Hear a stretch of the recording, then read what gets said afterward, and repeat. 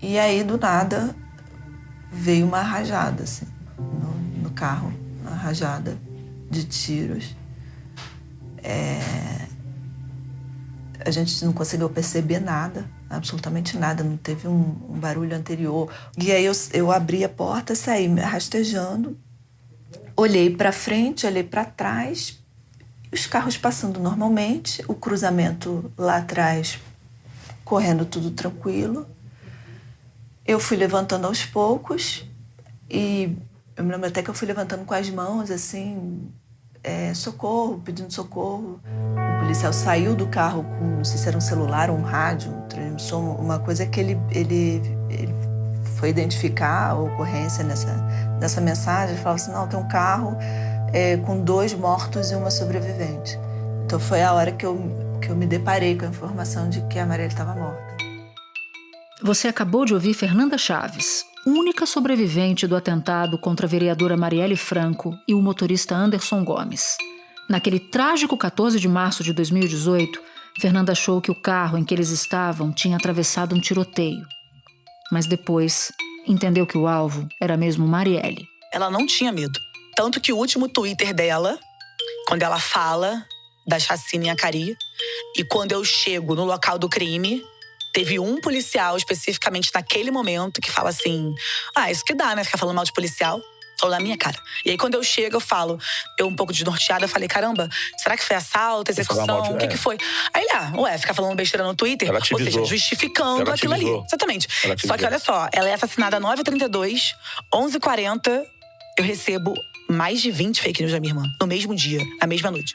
A irmã da vereadora, Aniele Franco, que você também acabou de ouvir, denunciou por diversas vezes a campanha de difamação que se seguiu ao assassinato. E logo depois do crime, alguma coisa já restava muito clara. Um miliciano e um vereador chegaram a ser apontados como suspeitos do crime. Uma denúncia anônima mudou o rumo dos trabalhos. Apenas a primeira fase do inquérito foi concluída 1 ano após os assassinatos. Aquela que levou para o banco dos réus o policial militar reformado Rony Lessa, acusado de ter feito os disparos que mataram Marielle Anderson, e também o ex-PM Elcio de Queiroz, acusado de ter dirigido o carro usado no assassinato. Rony e Elcio estão presos e ainda serão julgados, mas nunca revelaram o mandante do crime. São 5 anos de investigações e muitas reviravoltas. O caso já passou por 5 delegados, 3 grupos de promotores, 3 governadores. O que se viu e o que se vê. Um crime bem planejado, poucas pistas e a falta de entrosamento entre investigadores da Polícia Civil e promotores do Ministério Público aqui do Rio.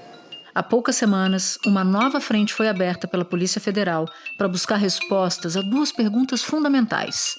Por que e quem mandou matar Marielle? O ministro da Justiça, Flávio Dino, determinou a abertura de um inquérito pela Polícia Federal para investigar o assassinato da vereadora Marielle Franco e do motorista Anderson Gomes. Vai ser um inquérito paralelo à apuração conduzida pela Polícia Civil do Rio. Da redação do G1, eu sou Natuza Neri e o assunto hoje são os 5 anos do assassinato de Marielle Franco, um episódio para entender o que já foi feito e o que pode mudar com a entrada da Polícia Federal na investigação. Eu converso com Vera Araújo, repórter que cobre o caso desde o início pelo jornal O Globo e autora do livro Mataram Marielle. E Rafael Borges, presidente da Comissão de Segurança Pública da OAB do Rio de Janeiro e coordenador da pós-graduação em Advocacia Criminal pelo CEPED, Centro de Estudos e Pesquisas no Ensino do Direito, vinculado ao UERJ. Segunda-feira, 13 de março. Vera, nesses 5 anos, alguns aspectos atrapalharam bastante e outros ajudaram o andamento das investigações. Então eu te peço, por favor, para destacar o que funcionou, especialmente no primeiro ano de investigação, quando os resultados foram mais concretos e mais rápidos. Inicialmente, houve até uma certa demora, aconteceram alguns erros iniciais de investigação, como a demora no recolhimento de cápsulas, né? Eles conseguiram pegar algumas cápsulas no local, na cena do crime, e logo em seguida, tipo, umas 2, 3 semanas depois, um tempo depois, conseguiram encontrar mais cápsulas em outro local, bem pertinho da cena, que estava no jardim. Ou seja, esse tipo de ação demorou e até, de certa forma, atrapalhou um pouco. Mas, assim, no decorrer da investigação, entraram as 2 promotoras no GAECO, né, que o GAECO entrou, que é o Grupo de Atuação, né, Especial do Ministério Público, e a justiça passou a sentir que a investigação começou a ter uma forma, né? Como o crime foi muito bem planejado, tinha que ser uma pessoa muito bem preparada, de repente vinda diretamente das forças especiais, para poder executar um crime em que até o armamento foi escolhido a dedo, a munição, o percurso que a Marielle fez durante a noite do crime já tinha sido estudado antes, porque o local tinha pouca iluminação, o local passava poucas pessoas naquele horário do acontecimento. Então, a gente começou a verificar que poucas pessoas teriam tão bem preparadas para aquele tipo de crime, né? Quando foi mais ou menos em outubro, a investigação acabou tomando um rumo bem diferente quando chegou a informação de que o Rony Lessa, que é um cara altamente, um policial militar altamente preparado, que ele passou pelas fileiras do Batalhão de Operações Especiais, o BOP, né, poderia ter sido o executor do crime. Neste condomínio, na Barra da Tijuca, na zona oeste do Rio, já foi preso o sargento aposentado Rony Lessa. Ele é apontado pelas investigações como o homem que atirou contra a vereadora. O outro PM preso, que também já está nas mãos dos policiais, é o PM Elcio Vieira de Queiroz. Ele teria dirigido o carro usado para levar o assassino. E com isso a investigação começou a dar um salto, por conta de que houve quebra de sigilos, e o caso da Marielle foi assim, um divisor de águas, porque até então a gente não tinha no Brasil a gente nunca tinha pedido quebra de sigilo de dados de Google, né, dessas grandes redes, né? O delegado responsável pelo inquérito pediu à Justiça a quebra do sigilo de dados de um número indefinido de internautas. O delegado queria o levantamento de todos os computadores ou celulares usados para fazer as seguintes pesquisas no Google no intervalo de 5 dias até o momento do assassinato: Marielle Franco, vereadora Marielle, agenda vereadora Marielle, Casa das Pretas, Rua dos Inválidos 122, Rua dos Inválidos. E por conta disso, a Polícia Civil, junto com as promotoras, né, conseguiram bastante dados, né, para poder mostrar as pesquisas que o Lessa fez, aí justamente a mesma metralhadora, a pesquisa que ele fez com relação ao nome de Marielle, as informações até de um endereço antigo de Marielle, que ela esteve num dia, que obviamente que as pessoas estiveram lá. Então, isso tudo serviu para corroborar né, e trazer provas de que o Rony Lessa e o Elcio de Queiroz, que é um ex-PM, que é compadre do Lessa, poderiam ter trabalhado, quer dizer, atuado melhor na execução do crime contra Marielle e o Anderson. E aí a gente chega no segundo ano, porque é no segundo ano de investigação que as mudanças na equipe de investigação começam a acontecer. Primeiro houve uma troca de delegados, depois da saída de 2 promotoras a que você se referia, que acabaram abandonando o caso em julho de 2021, reclamando de interferências.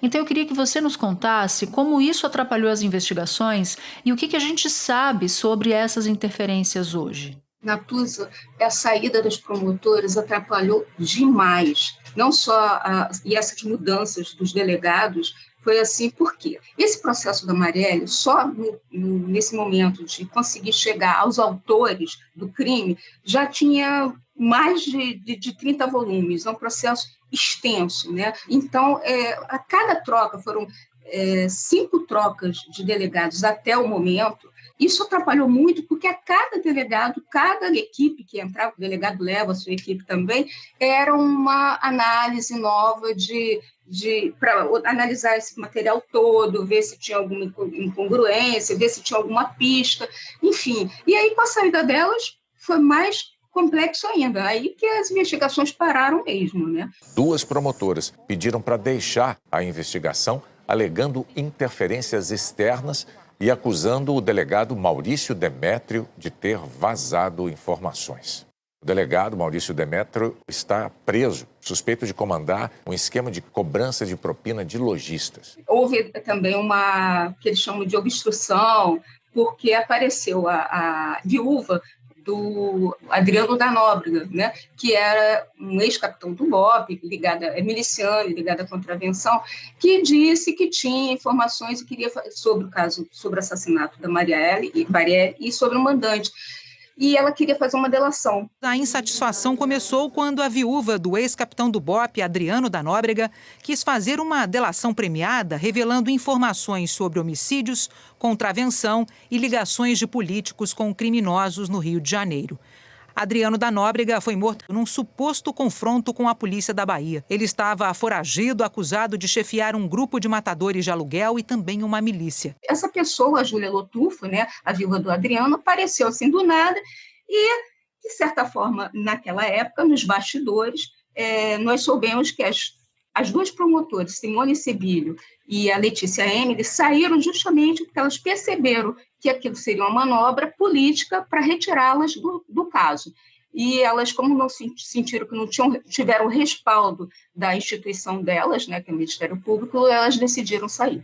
E além das trocas, houve personagens de fora dos órgãos públicos que também atrapalharam a investigação? Você acabou de citar um caso. Houve algum outro? Pode resumir quem são essas pessoas e como elas atuaram? Inicialmente, ainda na fase da execução, né, da descoberta dos executores do crime, né, apareceu essa pessoa, que é o Rodrigo Ferreira, que trabalhou com Orlando da Curicica. Na verdade, a informação que se tinha na época, né, mas que depois não ficou comprovada, que a forma dele ter chegado por intermédio de 3 delegados da Polícia Federal, né, que nem estavam no caso, nem nada, teria se passado por conta de um político, que é o Domingos Brazão. Diziam que ele tinha um certo envolvimento nisso. Por conta dessa situação, a Polícia Civil recebeu essa testemunha, que também, a exemplo do que aconteceu com a Júlia Lotufo, ele também não teria atuação exatamente, não teria que fazer uma delação, mas, enfim, ele apareceu assim do nada, como testemunha de que viu num restaurante Orlando da Curicica tramando, junto com Marcelo Siciliano, um vereador que foi vereador no Rio de Janeiro, o assassinato de Marielle. E nisso ele acabou tumultuando muito a investigação, porque o objetivo dele era tomar os territórios da milícia do Orlando da Curicica. Então, a gente, naquela época, percebeu que poderia haver alguma coisa, algum envolvimento, alguma relação com a Alerj. Havia uma informação de uma linha de investigação que Domingos Brazão poderia ter atuado e conseguir essa testemunha, né, para poder desviar a atenção do crime da Marielle, né, os verdadeiros autores e mandantes, por conta do caso da investigação da cadeia velha, né, que foi justamente para a pessoa que teria, de certa forma, servido de testemunha para levar à prisão alguns deputados, teria sido o Marcelo Freixo, que é deputado da PSOL, e o mentor que criou a Marielle Franco.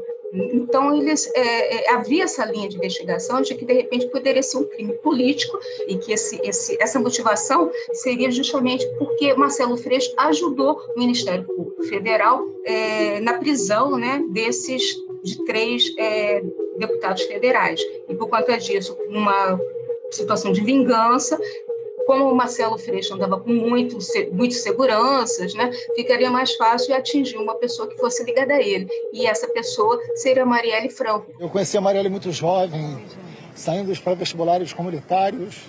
Trabalhou 10 anos na minha equipe. A trajetória de Marielle Franco no Legislativo começou no gabinete do então deputado estadual Marcelo Freixo, de quem ela foi assessora parlamentar. Eu tive com a Marielle na terça-feira à noite, a gente conversou longamente, a gente teria uma agenda na sexta e no sábado juntos. Não havia nada, não tinha nada acontecendo que nós soubéssemos que poderia gerar isso. A Marielle foi fruto de uma vingança que chegou sem ameaça, É uma vingança muito brutal, muito inaceitável. Como Marielle Franco era uma pessoa que até então parecia ser uma pessoa não tão conhecida, ele não tinha ideia que o assassinato teria tanta repercussão. Mas ela era uma pessoa extremamente ligada ao Marcelo Freixo e também ela foi candidata, né? Ela ia ser a candidata vice-governadora, né? Sim. Quais são os motivos que levaram a família de Marielle não a apoiar a federalização? Tanto ali no início da investigação, em 2018, quanto em 2019, depois da solicitação feita pela então Procuradora-Geral da República, Raquel Dodge. Em 2018, a gente percebe que a família estava muito confiante no trabalho da polícia e do Ministério Público, principalmente dos promotores, porque elas criaram um vínculo de todo mês recebia os parentes da Marielle e do Anderson, fazia uma espécie de prestação de contas. Então, a família se sentia acolhida e sabia, de certa forma, que estava andando, as investigações estavam andando. Depois da prisão dos executores, né, dos possíveis executores, Rony Lessa e Elcio de Queiroz, a família ainda depositava essa confiança. Quando a Raquel Dodge pediu, né, a federalização, ela usou como documento, né, como principal argumento, que a Polícia Civil e o Ministério Público não estavam fazendo nada para chegar aos mandantes. No dia seguinte ao crime, a Procuradora-Geral da República defendeu a federalização da investigação. Este é um caso que precisa do apoio de todas as forças investigatórias e certamente a participação da Polícia Federal é importante nesse episódio. Mas o chefe da Polícia Civil do Rio e o Ministério Público Estadual recusaram a oferta. Os dois acusados presos, Rony Lessa e Elcio Queiroz, queriam a federalização do caso. As defesas alegaram que haveria mais isenção na esfera federal. Mas a própria família da Marielle Franco é contra e chegou a enviar uma carta ao STJ. Ela pegou como principal argumento o inquérito, que ficou conhecido de investigação da investigação. O que foi isso? A Polícia Federal entrou no caso para investigar se aquela pessoa que se apresentou como testemunha e apontou Orlando da Curicica e Marcelo Siciliano, se ela estava dizendo a verdade. E foi a Polícia Federal, naquele momento, que descobriu que realmente tudo era uma farsa, que o Rodrigo Ferreira, que também era um policial militar na época, ele queria roubar os pontos, né? Tipo, derrubar o chefe para ficar como chefe dono dos pontos da milícia no Terreirão, que é uma área daqui do Rio de Janeiro, que fica perto que fica no Recreio, né? E outros pontos de Curicica, que seriam do Orlando da Curicica. Então, por conta disso, a Raquel Dodge imaginou que havia obstruções na investigação e que a Polícia Civil e o Ministério Público Estadual não estavam aptos a continuar à frente daquele trabalho. Mas o STJ decidiu pelo contrário. A relatora ministra Laurita Vaz votou pela manutenção das investigações no Rio. Ela rebateu o argumento do Ministério Público Federal de que haveria contaminação do aparato policial do Rio pelo crime organizado. 7 ministros acompanharam a relatora. Por unanimidade, o caso fica como está no Rio de Janeiro. Agora, você avalia que esse tipo de problema de interferência na investigação teria ocorrido de qualquer maneira? Ou seja, sendo o caso tocado pela Polícia Federal ou mantido pela Polícia do Estado? Quando a Raquel Dodge pediu a federalização, a gente já estava no governo Bolsonaro, que foi, né, naquele setembro de 2019. A família da Marielle e do Anderson não confiavam muito na esfera federal, por conta da Polícia Federal, naquele período, estava muito em voga, era o Moro como ministro da Justiça, e a todo momento a família percebia que o governo federal não estava muito preocupado em elucidar o caso. Será que é interferir na Polícia Federal? Quase que exigir, implorar Sérgio Moro que apure quem mandou matar Jair Bolsonaro? Eu acho que todas as pessoas de bem no Brasil querem saber. E entendo, entre o meu caso e da Marielle, o meu está muito menos difícil de solucionar. Agora a gente está vivendo um outro momento, né? 2023, com o governo Lula. A Aniele Franco, irmã de Marielle Franco, hoje é ministra da Igualdade Racial. Então, isso acaba favorecendo para que o atual ministro da Justiça, o Flávio Dino, acabe dando mais força, né, para uma federalização.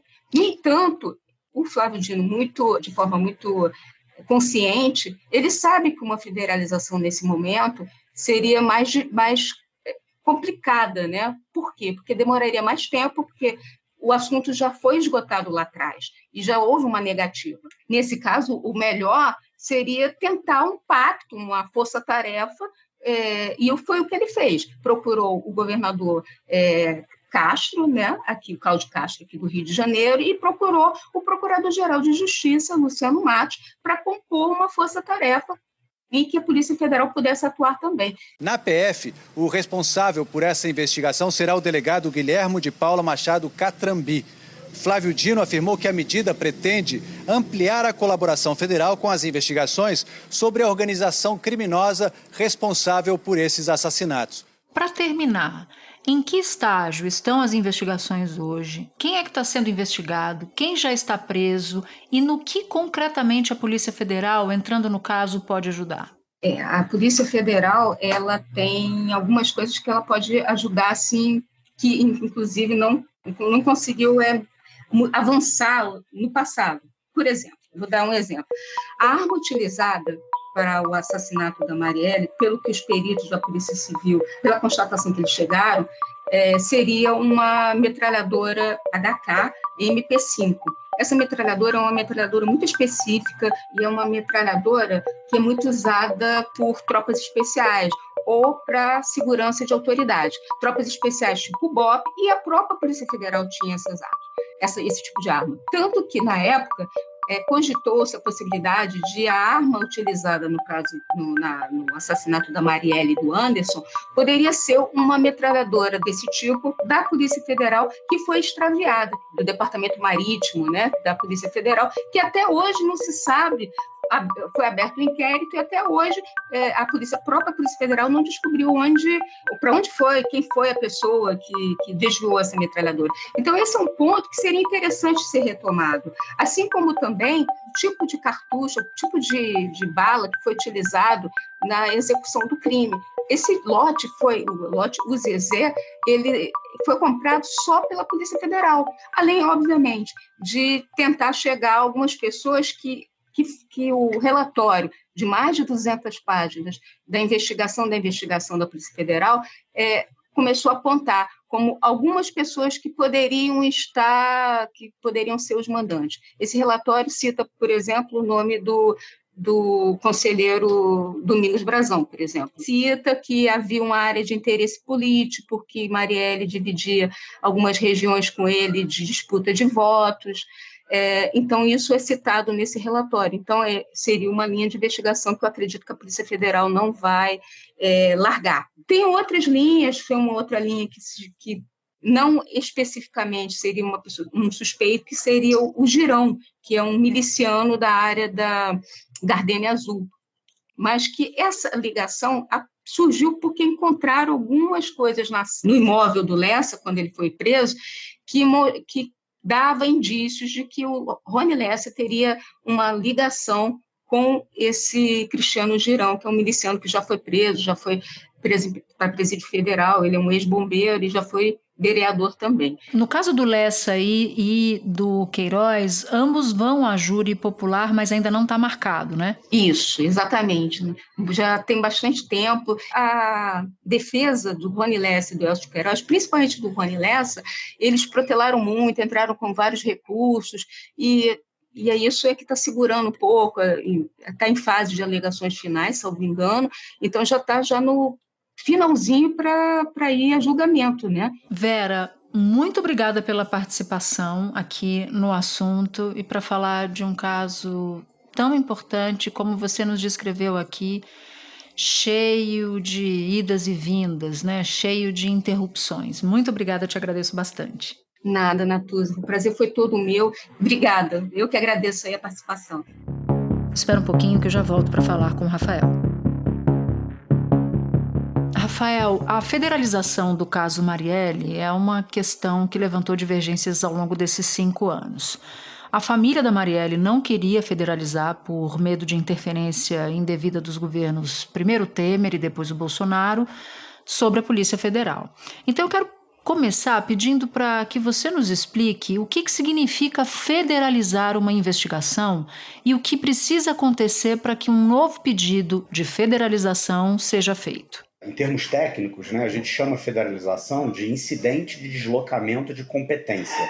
A federalização significa, rigorosamente, retirar a competência jurisdicional do Estado.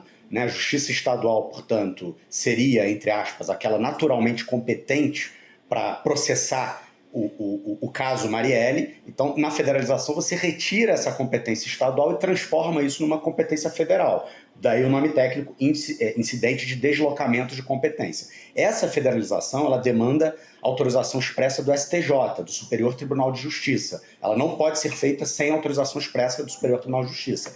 E ela demanda a presença de alguns requisitos específicos, que é, resumidamente, você ter provas de que o Estado da Federação, aquela unidade, o Estado da Federação, no caso o Estado do Rio de Janeiro, não tem condições, as agências de segurança pública do Estado não detêm as condições necessárias para proceder da melhor forma possível com aquelas investigações. Seja porque há risco de interferência, seja porque há risco de influência política, seja porque não estão tecnicamente preparados. E aí você tem um caso importante na mão, como era o homicídio de Marielle, e você precisa de um aparato maior, um aparato mais isento, um aparato mais qualificado para investigar. Aí você requer a federalização. Como você bem colocou, esse incidente foi negado pelo STJ. O novo ministro da Justiça, Flávio Dino, disse que é questão de honra desvendar quem são os assassinos da vereadora Marielle Franco. Disse a ministra Aniele e a sua mãe que é uma questão de honra do Estado brasileiro empreender todos os esforços possíveis e cabíveis, e a Polícia Federal assim atuará. E, se for necessário, a Constituição estabelece um caminho. Está prevista lá a possibilidade da federalização. Nós vamos examinar essa possibilidade.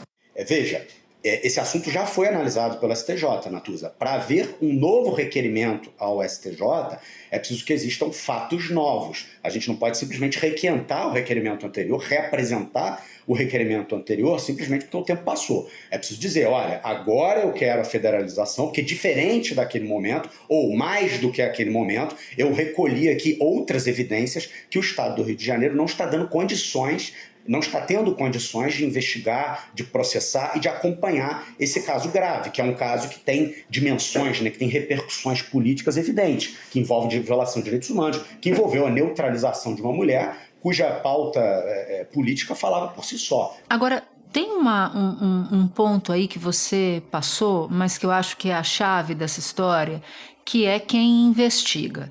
Quando houve o assassinato da Marielle, eu me lembro de falar com algumas fontes da Polícia Federal que faziam uma avaliação no seguinte sentido: olha, é fato, é notório que parte da polícia no Estado, polícia militar, polícia civil, é uma polícia parcialmente contaminada. O ideal era que nós, na Polícia Federal, estou reproduzindo o que essa fonte dizia na época, façamos a investigação para que a gente garanta a descoberta dos assassinos e dos mandantes. Isso antes até de se encontrar os executores. Então eu acho que vale a pena a gente entrar mais profundamente nessa ideia do por que é importante a entrada da Polícia Federal no caso. O que poderia mudar se isso acontecesse 5 anos depois, se a PF entrasse nessa história? O que, rigorosamente, o ministro da Justiça, Flávio Dino, está fazendo nesse momento não é exatamente a federalização, não é exatamente o incidente de deslocamento de competência. Ele está abrindo um inquérito pela Polícia Federal, está determinando que a Polícia Federal abra um inquérito para que exista uma investigação nova, que vai tramitar paralelamente a essa investigação que já existe aqui no âmbito estadual. No mundo ideal, essas duas polícias vão se falar, A Polícia Federal também vai conversar com o Ministério Público Estadual, que também participa das investigações, na perspectiva de alcançar o melhor êxito possível. É inegável que os agentes da Polícia Federal poderiam ter contribuído enormemente se tivessem participado desse processo de investigação desde o seu início, né? Seja por essa capilaridade que a Polícia Federal tem, né, em todas as regiões do país, seja pelo aparato tecnológico que ela detém, seja pela expertise dos seus integrantes, né? A Polícia Federal é uma polícia muito bem preparada, uma polícia muito bem equipada, é uma carreira de Estado,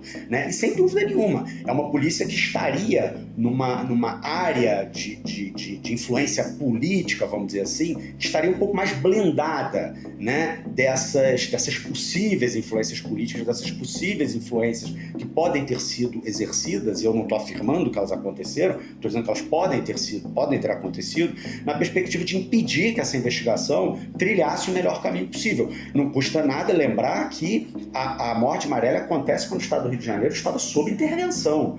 Naquele momento, a segurança pública do Estado do Rio de Janeiro era cuidada por um general do Exército. Você está falando especificamente do general Braga Neto, que depois se tornaria candidato a vice de Bolsonaro. Foi ministro de Bolsonaro e depois seria candidato a vice nas eleições do ano passado, né? Exatamente. Ele era o interventor nomeado pelo então presidente Michel Temer e Marielle é assassinada sob a intervenção e a investigação se inicia sob a intervenção, né? E ninguém ignorava que naquele momento, como de certa forma até hoje, o Brasil vivia aquela conflagração que opunha ali, de certa forma, forças mais progressistas, mais ligadas ao campo popular democrático de um lado, e de outro lado, forças autoritárias, enfim, forças menos reverentes à democracia, né? Marielle é assassinada dentro desse contexto, né, especificamente. Então, assim, a conotação política do assassinato de Marielle, ele é evidente, a toda prova.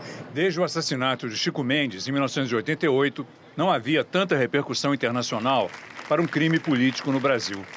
O diretor para as Américas da Organização de Direitos Humanos Human Rights Watch, Daniel Wilkinson, disse que é preciso assegurar que haja uma boa investigação para saber o que aconteceu. Na sede da ONU, funcionários e diplomatas fizeram 1 minuto de silêncio por Marielle Anderson.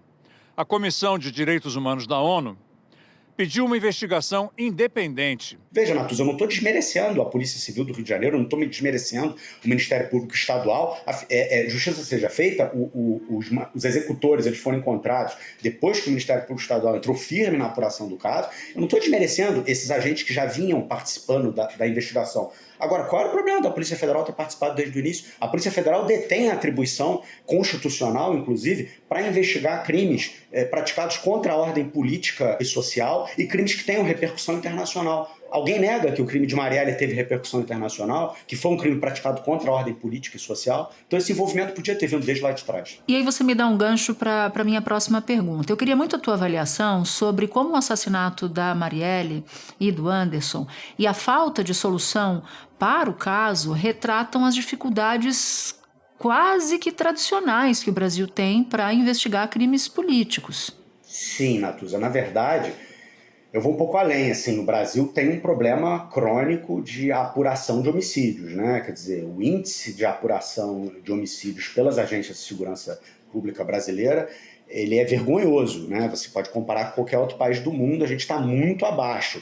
E insisto num ponto, não faltam verbas públicas para as agências de segurança pública. A questão é como esse dinheiro vem sendo empregado. Eu entendo que esse dinheiro está sendo empregado hoje muito mais numa perspectiva repressiva, muito mais numa perspectiva de aperfeiçoar o policiamento ostensivo, que cuida do varejo de drogas, que cuida dessa pequena criminalidade cotidiana, do que exatamente nas atividades de investigação. Era preciso que parte mais significativa desses recursos fosse realmente direcionada para as atividades de investigação, para que a gente pudesse alcançar índices de apuração, notadamente em crimes com imensa repercussão política, como foi o caso de Marielle, né? Isso não acontece, mas isso é uma questão de opção política, de quem comanda o orçamento. Exatamente. Rafael, te agradeço muito por topar participar com a gente aqui nesse episódio do assunto e você já está convidado a voltar outras vezes. Será um prazer, Natuza. Eu sou um ouvinte assíduo e vou adorar estar aqui com você de novo. Muito obrigado. Este episódio usou áudios de Marielle, o documentário disponível no Globoplay, e do podcast Mano a Mano. Este foi o Assunto, podcast diário disponível no G1, no Globoplay, no YouTube ou na sua plataforma de áudio preferida. Vale a pena seguir o podcast na Amazon ou no Spotify, assinar no Apple Podcasts, se inscrever no Google Podcasts, no Castbox ou no YouTube e favoritar na Deezer. Assim, você recebe uma notificação sempre que tiver um novo episódio. Comigo na equipe do Assunto estão Mônica Mariotti, Amanda Polato, Tiago Aguiar, Gabriel de Campos, Luiz Felipe Silva, Tiago Kazuroski, Etos Kleiter e Nayara Fernandes. Eu sou Natuzaneri e fico por aqui. Até o próximo assunto.